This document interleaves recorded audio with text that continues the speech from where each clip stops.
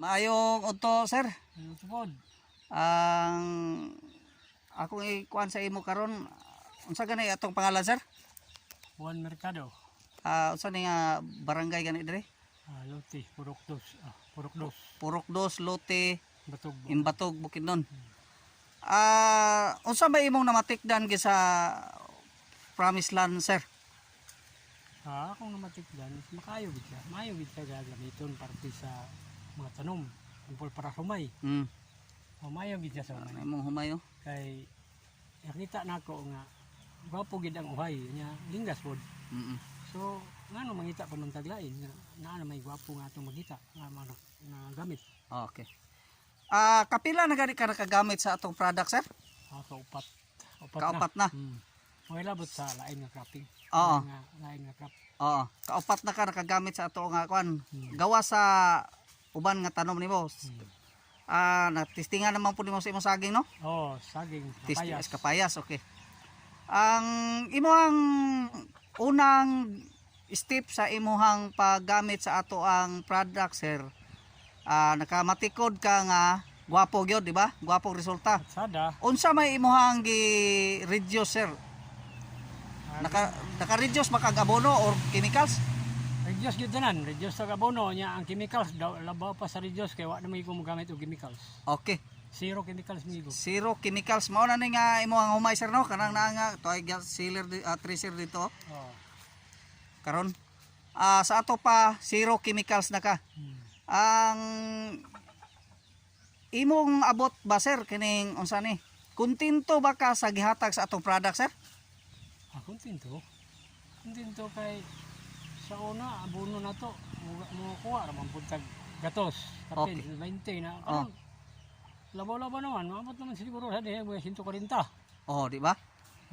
Sa ato pa increase gamay, unya naka-reduce sa gasto. Okay.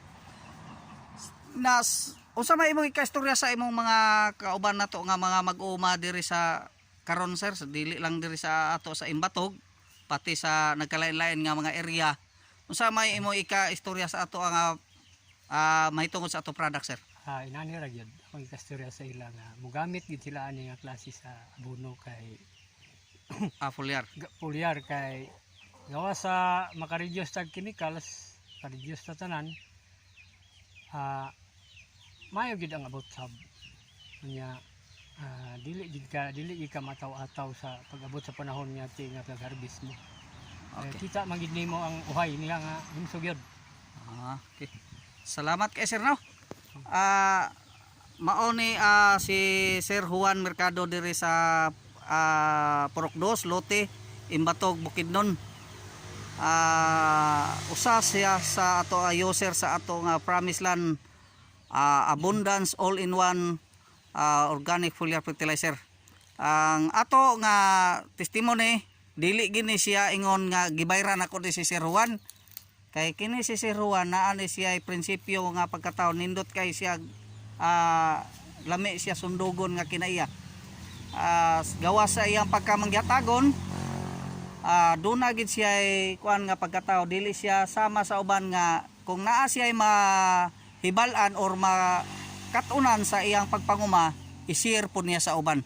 Mao ni nga mga farmers, mga viewers, kung bag-o pa ka sa ato nga page, ipalihog kog like, share sa ato nga video kung nakauyon ka sa ato nga video aron nga mas daghan pa gyud ang ato mga farmers o mga magtatan-aw sa ato nga video nga makahimo sa pagsuon or sa pag gamit sa ato produkto nga mao si Promised Land. Daghang salamat, viewers, farmers. Bye-bye.